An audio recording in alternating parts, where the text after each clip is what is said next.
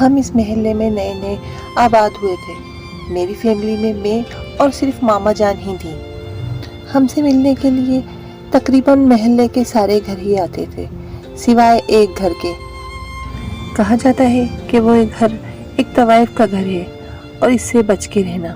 کہا جاتا ہے کہ وہ گھر ایک طوائف کا گھر ہے اور اس عورت کا کردار خاصا اچھا نہیں ہے، لہٰذا اس سے بچ کر رہنا۔ میری ماما جان مجھے ہمیشہ ایک نصیحت کرتی ہیں، کبھی بھی کسی کے بارے میں برا سن کر اس کو برا مت سمجھنا، نہ جانے اس برائی میں اس کی کیا مجبوری چھپی ہو۔ ہمیشہ اس کو جان کر پرکھ کر پھر اس کے بارے میں کوئی رائے قائم کرنا۔ انہوں نے بھی اس عورت کے بارے میں کوئی رائے قائم کرنے کے بجائے اس عورت سے خود ملنا مناسب سمجھا۔ جب کچھ دنوں تک وہ عورت خود ہم سے ملنے نہ آئی تو ایک دن میں اور ماما جانی ہم خود ہی اس سے ملنے چلے گئے۔ ہم نے دروازے پہ دستک دی۔ اندر سے کسی بہت ہی خوبصورت عورت نے دروازہ کھولا اور ہمیں بہت اچھے انداز میں ویلکم کیا اور ہمیں گھر کے اندر بلایا۔ ماما جان نے اپنا تعارف کروایا تو ایک بار پھر سے اٹھی اور اٹھ کر اس نے ماما جانی کو گلے سے لگایا اور بتایا کہ میں نہیں چاہتی تھی کہ آپ سے کوئی اس محلے میں نفرت کرے، اسی لیے میں آپ سے ملنے نہیں آئی۔ اپنے اوپر لگنے والے الزامات کو انہوں نے کھلے دل سے تسلیم کیا اور بتایا کہ واقعی وہ ایسا بیک گراؤنڈ رکھتی ہے۔ ان کے حالات ہمارے گھر کے حالات سے ملتے جلتے لگتے تھے، فرق صرف اتنا تھا کہ اس نے غلط راستہ اور ماما جانی نے صحیح راستہ اپنایا۔ انہوں نے روتے ہوئے بتایا تھا کہ یہ عورتیں جو پارسا بنی بیٹھی ہیں، ان کے پارسا شوہروں نے کئی بار میرے جسم کو ناپاک کیا ہے، وہ بھی صرف چند ہزار کے عوض میں۔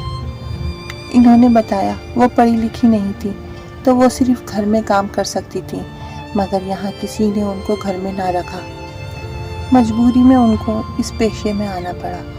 پیٹ کے ہاتھوں مجبور ہو کر اس پیشے میں آنے کے بعد ان کو دن دوگنی رات چوگنی ترقی ملتی گئی۔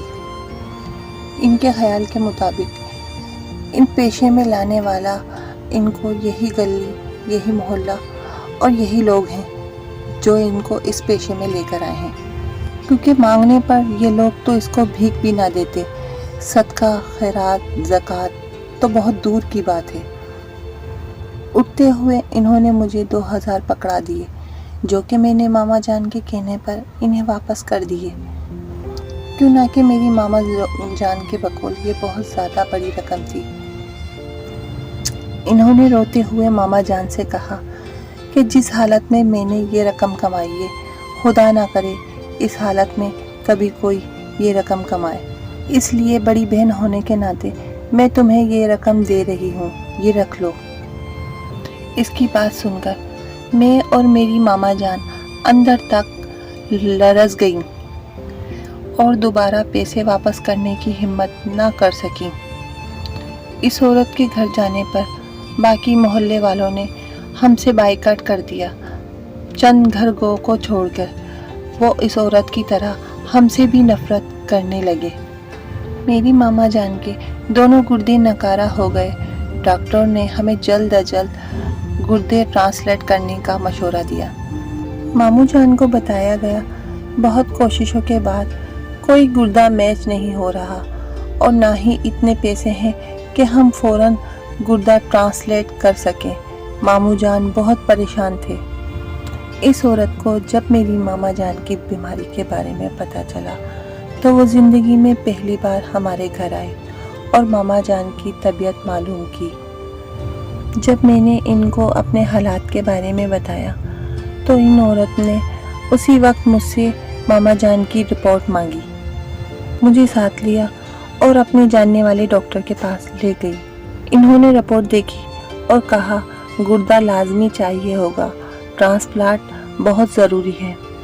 اس عورت نے اپنا ٹیسٹ کروایا اور اللہ کا کرنا ایسا ہوا کہ اس عورت کا گردہ میچ ہو گیا۔